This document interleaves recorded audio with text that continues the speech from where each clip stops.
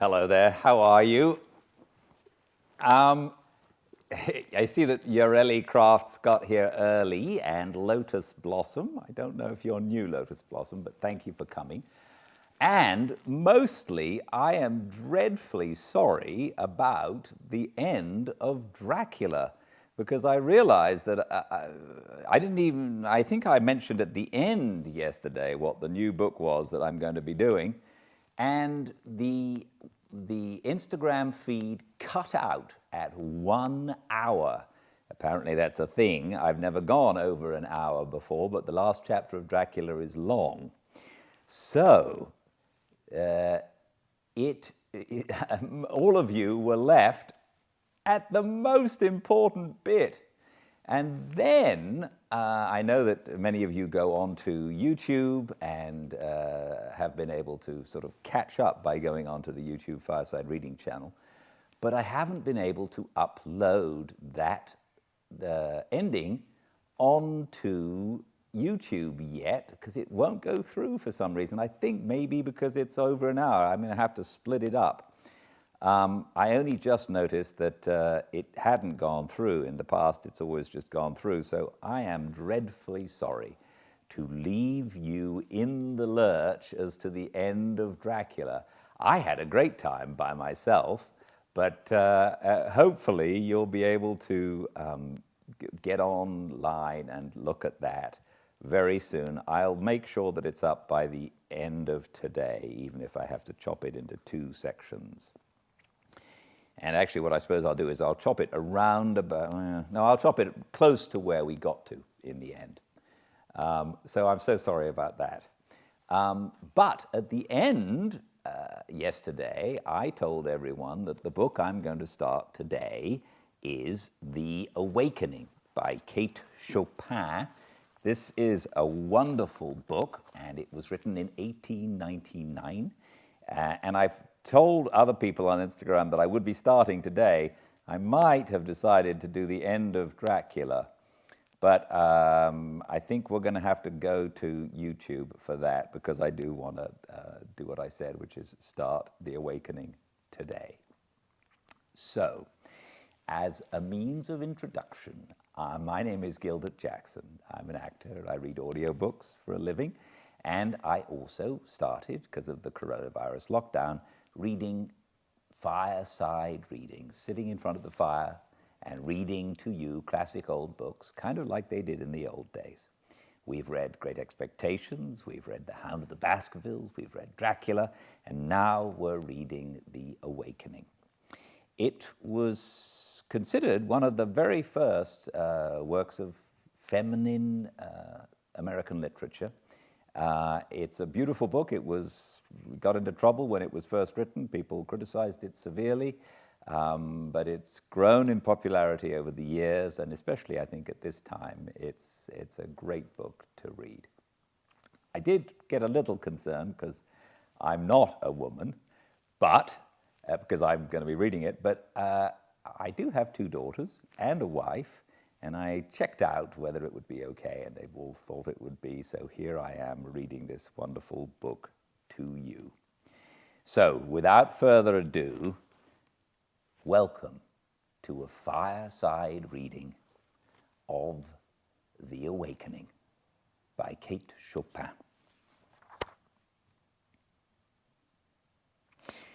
1.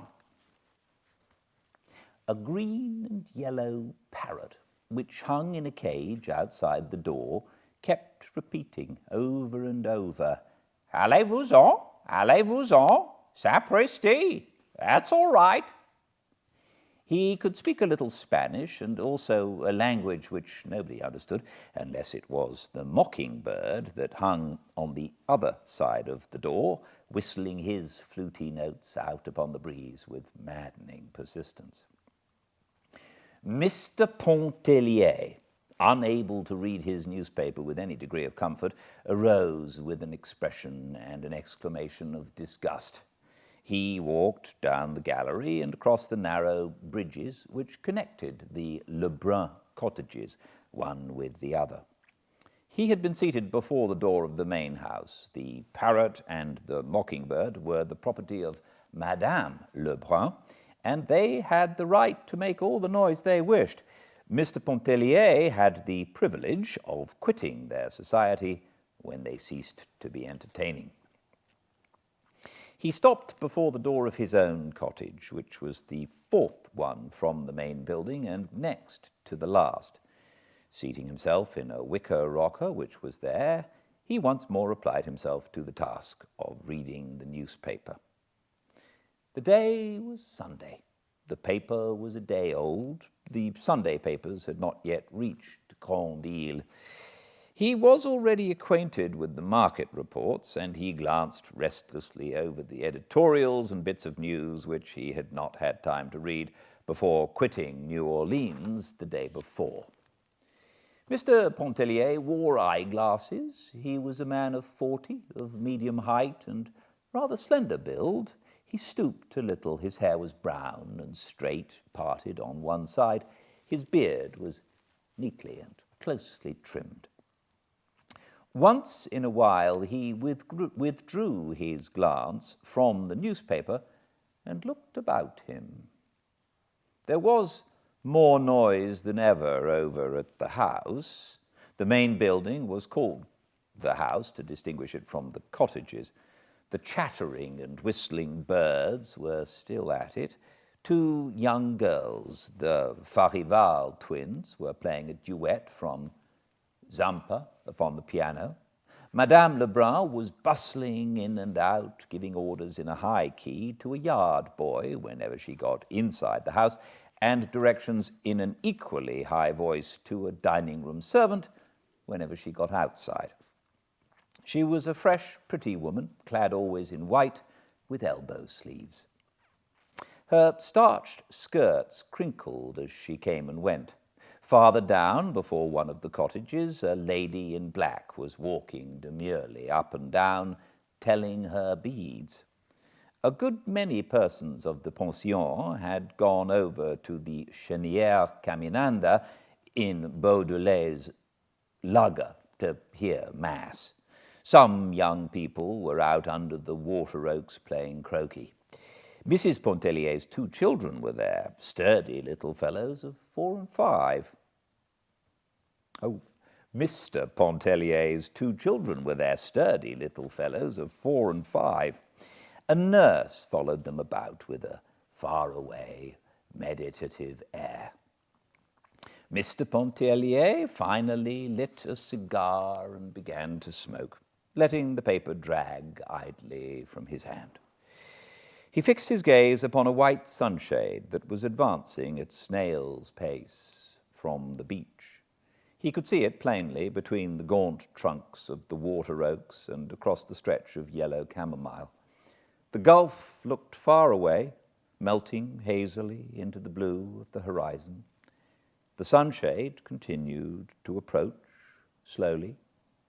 Beneath its pink-lined shelter were his wife, Mrs. Pontellier, and young Robert Lebrun. When they reached the cottage, the two seated themselves with some appearance of fatigue upon the upper step of the porch, facing each other, each leaning against a supportive post. "What folly to bathe at such an hour in such heat," exclaimed Mr. Pontellier. He himself had taken a plunge at daylight. That was why the morning seemed long to him. "You are burned beyond recognition," he added, looking at his wife, as one looks at a valuable piece of personal property which has suffered some damage. She held up her hands, strong, shapely hands, and surveyed them critically, drawing up her fawn sleeves above the wrists. Looking at them reminded her of her rings, which she had given to her husband before leaving for the beach. She silently reached out to him, and he, understanding, took the rings from his vest pocket and dropped them into her open palm. She slipped them upon her fingers. Then, clasping her knees, she looked across at Robert and began to laugh. The rings sparkled on her fingers. He sent back an answering smile. "What is it? asked Pontellier, looking lazily and amused from one to the other. It was some utter nonsense, some adventure out there in the water, and they both tried to relate it at once. It did not seem half so amusing when told. They realized this, and so did Mr. Pontellier. He yawned, stretched himself. Then he got up, saying he had half a mind to go over to Klein's hotel and play a game of billiards. "Come go along, Lebrun," he proposed to Robert, but Robert admitted, quite frankly, that he preferred to stay where he was and talk to Mrs. Pontellier. "Well, send him about his business when he bores you, Edna," instructed her husband, as he prepared to leave. "Here, take the umbrella," she exclaimed, holding it out to him. He accepted the sunshade, and lifting it over his head, descended the steps and walked away. "Coming back for dinner?" his wife called after him. He halted a moment and shrugged his shoulders. He felt in his vest pocket. There was a $10 bill there. He did not know. Perhaps he would return for the early dinner, and perhaps he would not. It all depended upon the company, which he found over at Klein's, and the size of the game. He did not say this, but she understood it and laughed, nodding goodbye to him. Both children wanted to follow their father when they saw him starting out. He kissed them and promised to bring them back bonbons and peanuts. Chapter 2. Mrs. Pontellier's eyes were quick and bright. They were a yellowish brown, about the color of her hair. She had a way of turning them swiftly upon an object and holding them there as if lost in some inward maze of contemplation or thought. Her eyebrows were a shade darker than her hair. They were thick and almost horizontal, emphasizing the depth of her eyes. She was rather handsome than beautiful. Her face was captivating by reason of a certain frankness of expression and of a contradictory subtle play of features. Her manner was engaging. Robert rolled a cigarette. He smoked cigarettes because he could not afford cigars, he said. He had a cigar in his pocket, which Mr. Pontellier had presented him with, and he was saving it for his after-dinner smoke. This seemed quite proper and natural on his part. In colouring, he was not unlike his companion. A clean, shaved face made the resemblance more pronounced than it would otherwise have been. There rested no shadow of care upon his open countenance. His eyes gathered in and reflected the light and languor of the summer day. Mrs. Pontellier reached over for a palm leaf fan that lay on the porch and began to fan herself, while Robert sent between his lips light puffs from his cigarette.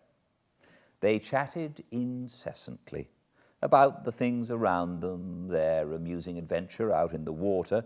It had again assumed its entertaining aspect, about the wind, the trees, the people who had gone to the cheniere, about the children playing croquet under the oaks, and the Farival twins who were now performing the overture to The Poet and the Peasant.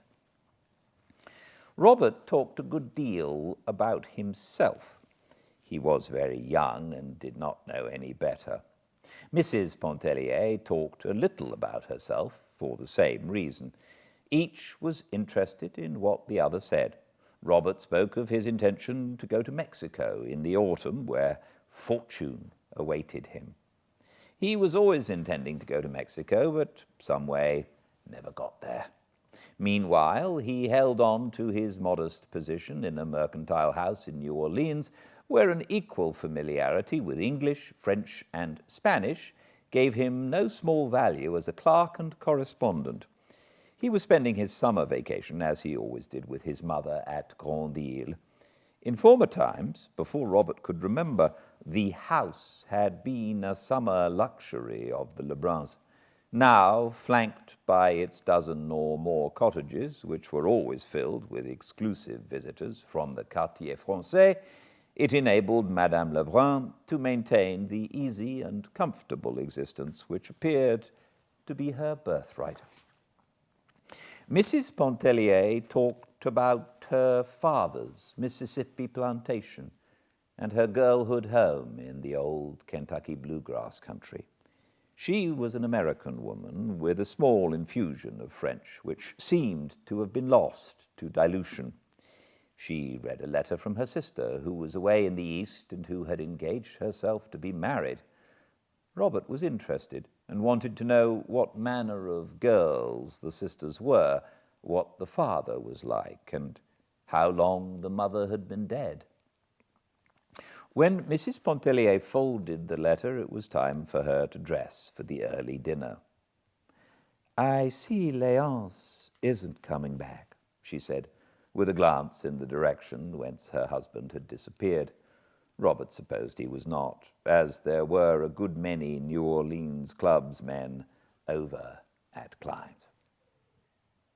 When Mrs. Pontellier left him to enter her room, the young man descended the steps and strolled over toward the croquet players, where, during the half-hour before dinner, he amused himself with the little Pontellier children, who were very fond of him.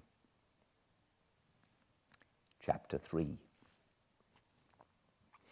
It was 11 o'clock that night when Mr. Pontellier returned from Klein's hotel. He was in an excellent humor, in high spirits, and very talkative. His entrance awoke his wife, who was in bed and fast asleep when he came in. He talked to her while he undressed, telling her anecdotes and bits of news and gossip that he had gathered during the day.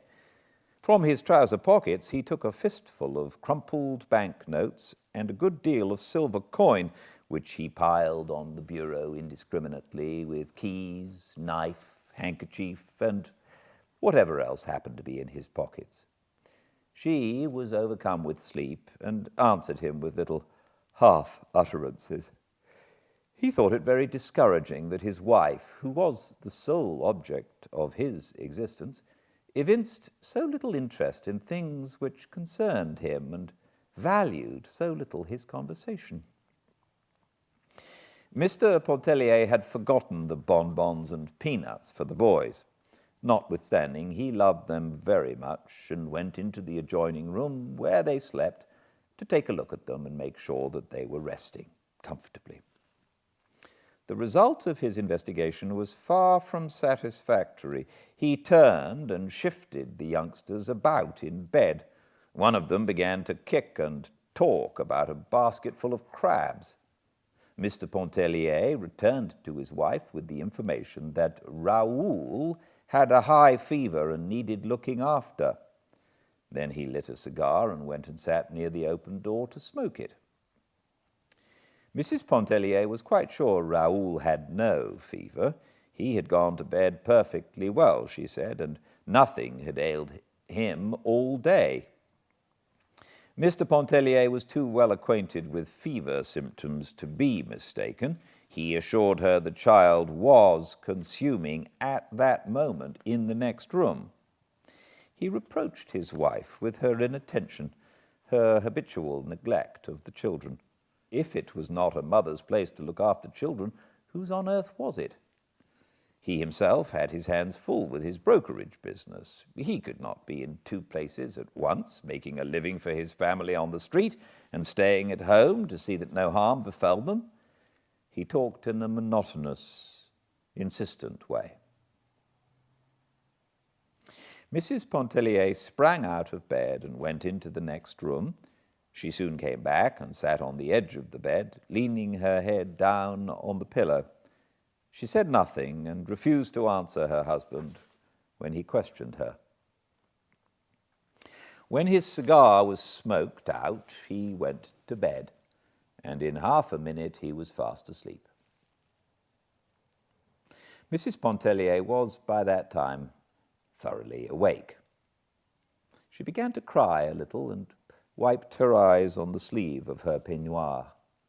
Blowing out the candle which her husband had left burning, She slipped her bare feet into a pair of satin mules at the foot of the bed and went out on the porch, where she sat down in the wicker chair and began to rock gently to and fro. It was then past midnight. The cottages were all dark. A single faint light gleamed out from the hallway of the house. There was no sound abroad except the hooting of an old owl in the top of a water oak, and the everlasting voice of the sea that was not uplifted at that soft hour. It broke like a mournful lullaby upon the night. The tears came so fast to Mrs. Montpellier's eyes that the damp sleeve of her peignoir no longer served to dry them. She was holding the back of her chair with one hand. Her loose sleeve had slipped almost to the shoulder of her uplifted arm. Turning, she thrust her face, streaming and wet, into the bend of her arm, and she went on crying there, not caring any longer to dry her face, her eyes, her arms. She could not have told why she was crying. Such experiences as the foregoing were not uncommon in her married life. They seemed never before to have weighed much against the abundance of her husband's kindness and uniform devotion, which had come to be tacit and self-understood.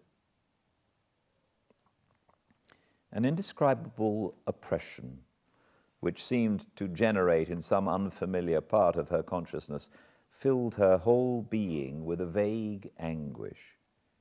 It was like a shadow, like a mist passing across her soul's summer day. It was strange and unfamiliar.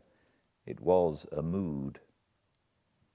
She did not sit there inwardly upbraiding her husband, lamenting at fate which had directed her footsteps to the path which they had taken. She was just having a good cry, all to herself. The mosquitoes made merry over her, biting her firm round arms and nipping at her bare insteps.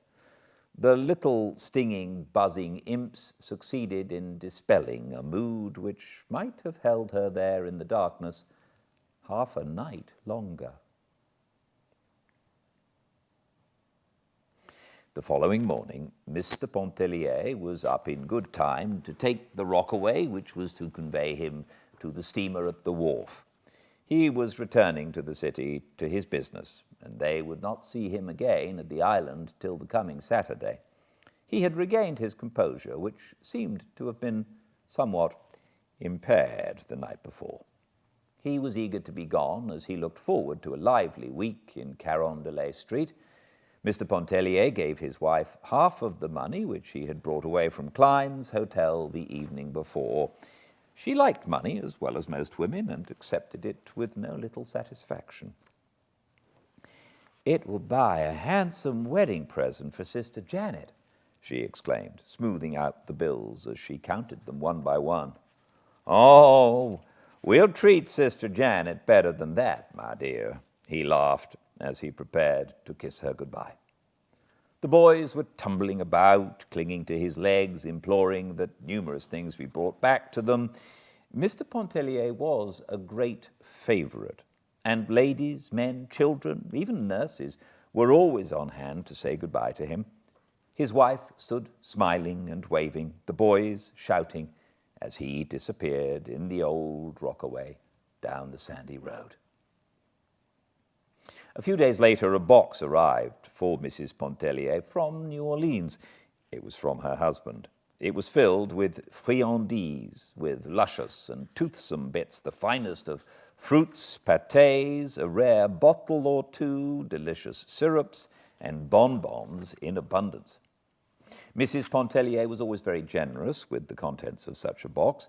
She was quite used to receiving them when away from home.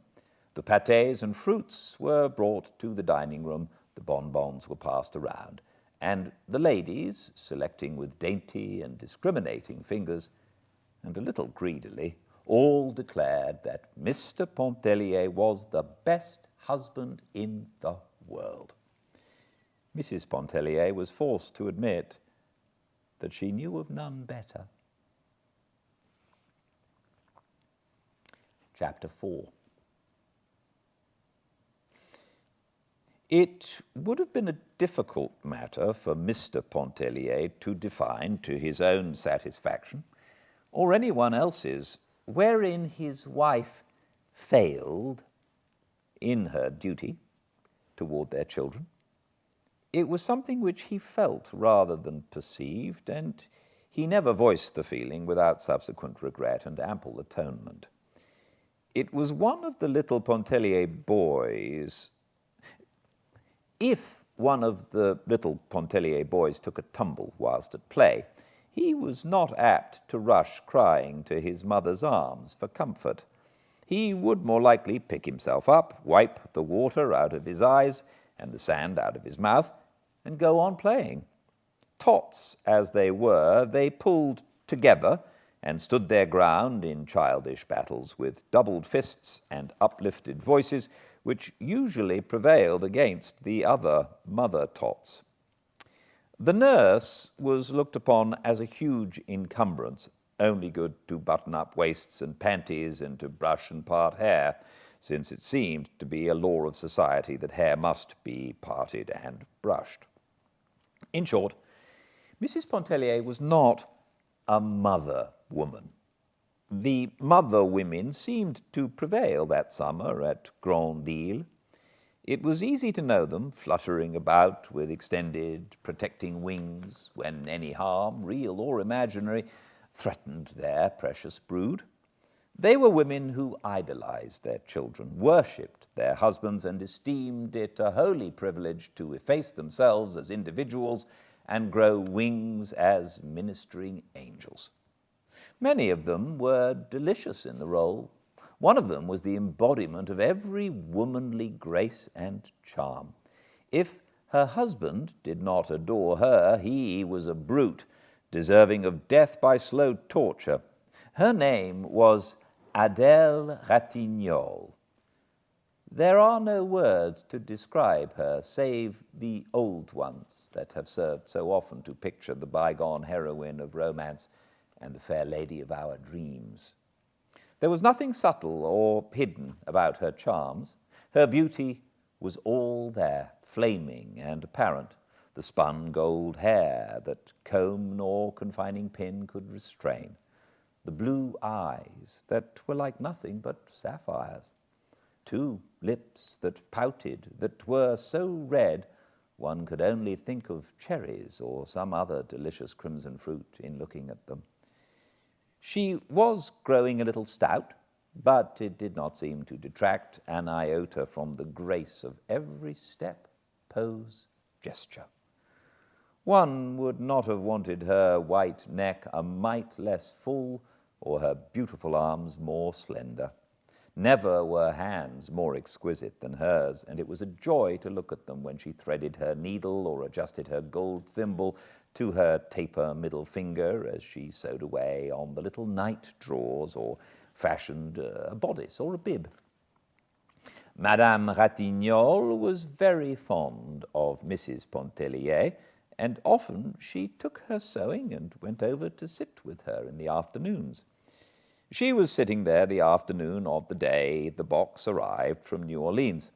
She had possession of the rocker, and she was busily engaged in sewing upon a diminutive pair of night drawers. She had brought the pattern of the drawers for Mrs. Pontellier to cut out, a marvel of construction, fashioned to enclose a baby's body so effectually that only 2 small eyes might look out from the garment, like an Eskimo's.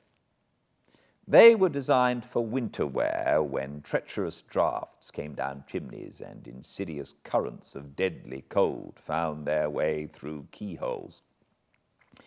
Mrs. Pontellier's mind was quite at rest concerning the present material needs of her children, and she could not see the use of anticipating and making winter night garments the subject of her summer meditations. But she did not want to appear unamiable and uninterested, so she had brought forth newspapers, which she spread upon the floor of the gallery, and under Madame Ratignolle's directions she had cut a pattern of the impervious garment. Robert was there, seated as he had been the Sunday before, and Mrs. Pontellier also occupied her former position on the upper step, leaning listlessly against the post. Beside her was a box of bonbons, which she held out at intervals to Madame Ratignole. That lady seemed at a loss to make a selection, but finally settled upon a stick of nougat, wondering if it were not too rich, whether it could possibly hurt her. Madame Ratignole had been married 7 years. About every 2 years she had a baby. At that time she had 3 babies and was beginning to think of a 4th one. She was always talking about her condition. Her condition was in no way apparent, and no one would have known a thing about it but for her persistence in making it the subject of conversation. Robert started to reassure her, asserting that he had known a lady who had subsisted upon nougat during the entire, but seeing the colour mount into Mrs. Pontellier's face, he checked himself and changed the subject. Mrs. Pontellier, though she had married a Creole, was not thoroughly at home in the society of Creoles. Never before had she been thrown so intimately among them. There were only Creoles that summer at Lebrun's.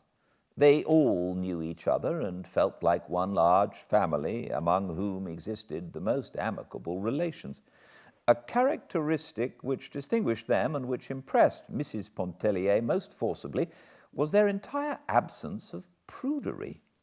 Their freedom of expression was at first incomprehensible to her, though she had no difficulty in reconciling it with a lofty chastity which in the Creole woman seems to be inborn and unmistakable.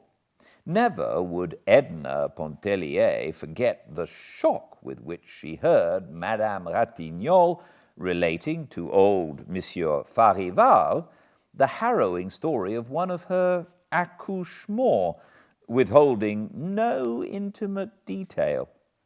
She was growing accustomed to like shocks, but she could not keep the colour mounting back from her cheeks.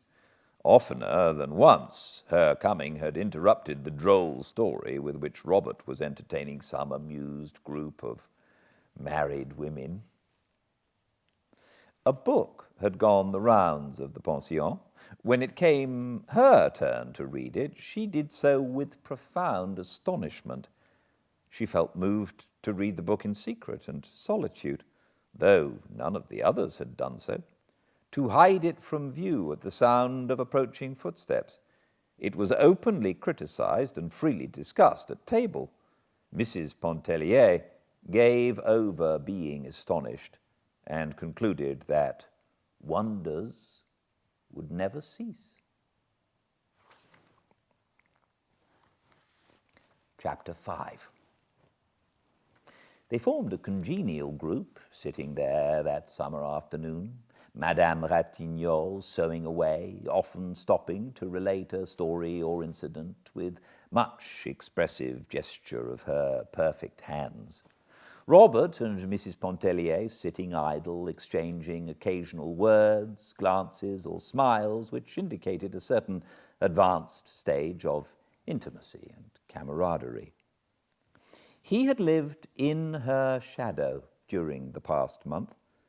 No one thought anything of it. Many had predicted that Robert would devote himself to Mrs. Pontellier when he arrived. Since the age of 15, which was 11 years before, Robert, each summer at Grandisle, had constituted himself the devoted attendant of some fair dame or damsel. Sometimes it was a young girl, again a widow, but as often as not it was some interesting married woman. For 2 consecutive seasons he lived in the sunlight of Mademoiselle Duvignier's presence. She had died between summers. Then Robert posed as an inconsolable, prostrating himself at the feet of Madame Ratignole for whatever crumbs of sympathy and comfort she might be pleased to vouchsafe. Mrs. Pontellier liked to sit and gaze at her fair companion, as she might look upon a faultless Madonna. Could anyone fathom the cruelty beneath that fair exterior? Murmured Robert. She knew that I adored her once, and she let me adore her. It was, Robert, come, go, stand up, sit down, do this, do that. See if the baby sleeps. My thimble, please, that I left God knows where. Come and read me Daudet to me while I sew. Par exemple, I never had to ask. You were always there under my feet, like a troublesome cat. You mean like an adoring dog. And just as soon as Ratignol appeared on the scene, then it was like a dog. Passez, adieu, allez-vous-en. Perhaps I feared to make Alphonse jealous, she interjoined with excessive naivete. That made them all laugh. The right hand jealous of the left, the heart jealous of the soul. But for that matter, the Creole husband is never jealous. With him, the gangrene passion is one which has become dwarfed by disuse. Meanwhile, Robert, addressing Mrs. Pontellier, continued to tell of his one-time hopeless passion for Madame Ratignol, of sleepless nights, of continuing, consuming flames till the very sea sizzled when he took his daily plunge, while the lady at the needle kept up a little running, contemptuous comment, blagueur, farceur, grosse bête, va! He never assumed this serio-comic tone when alone with Mrs. Pontellier. She never knew precisely what to make of it. At that point, it was impossible for her to guess how much of it was jest and what proportion was earnest. It was understood that he had often spoken words of love to Madame Ratignol without any thought of being taken seriously. Mrs. Pontellier was glad he had not assumed a similar role toward herself. It would have been unacceptable and annoying. Mrs. Pontellier had brought her sketching materials, which she sometimes dabbled with in an unprofessional way. She liked the dabbling. She felt in it satisfaction of a kind which no other employment afforded her. She had long wished to try herself on Madame Ratignol. Never had that lady seemed a more tempting subject than at that moment, seated there like some sensuous Madonna, with the gleam of the fading day enriching her splendid colour. Robert crossed over and seated himself upon the step below Mrs. Pontellier, that he might watch her work. She handled her brushes with a certain ease and freedom which came not from long and close acquaintance with them, but from a natural aptitude. Robert followed her work with close attention, giving forth little ejaculatory expressions of appreciation in French, which he addressed to Madame Ratignol. Mais ce n'est pas mal.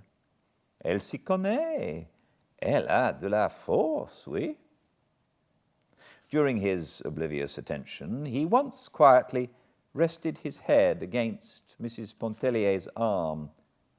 As gently, she repulsed him. Once again, he repeated the offense. She could not but believe it to be thoughtlessness on his part, yet that was no reason she should submit to it. She did not remonstrate, except again to repulse him quietly but firmly. He offered no apology. The picture completed bore no resemblance to Madame Ratignol. She was greatly disappointed to find that it did not look like her, but it was a fair enough piece of work and in many respects satisfying. Mrs. Pontellier evidently did not think so. After surveying the sketch critically, she drew a broad smudge of paint across its surface and crumpled the paper between her hands. The youngsters came tumbling up the steps, the quadroon following at a respectful distance, which they required her to observe. Mrs. Pontellier made them carry her paints and things into the house. She sought to detain them for a little talk and some pleasantry, but they were greatly in earnest. They had only come to investigate the contents of the bonbon box. They accepted without murmuring what she chose to give them, each holding out 2 chubby hands, scoop-like, in the vain hope that they might be filled, and then away they went. The sun was low in the west, and the breeze soft and languorous that came up from the south, charged with the seductive odor of the sea. Children, freshly befurbelowed, were gathering for their games under the oaks.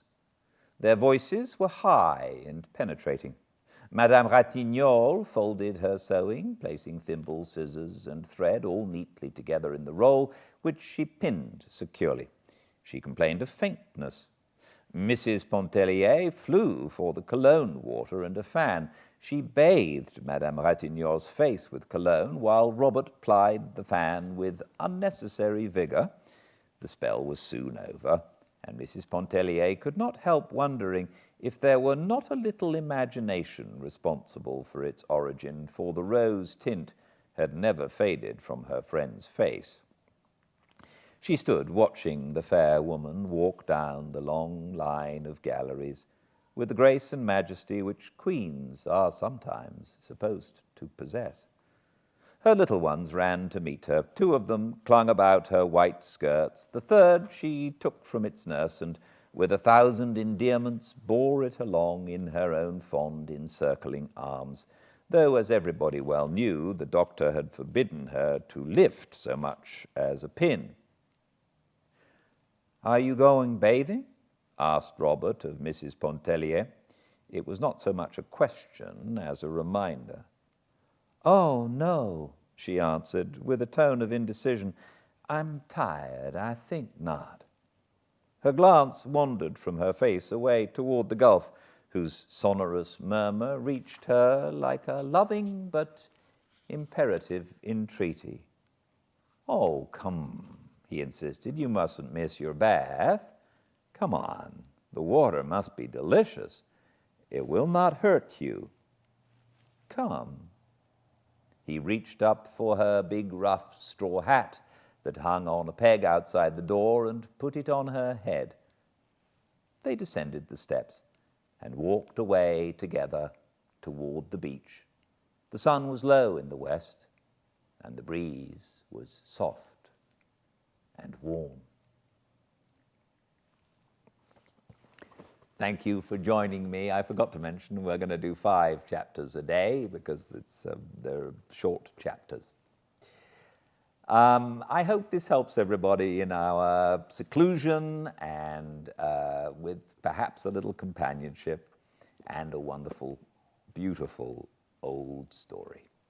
And I look very much forward to seeing you for the next segment, the next 5 chapters of a fireside reading of The Awakening. Starting tomorrow on Instagram at 5 p.m., everything will be eventually uploaded to YouTube as soon as I can do it. Thank you so much, and please, everyone, stay very well. Good night.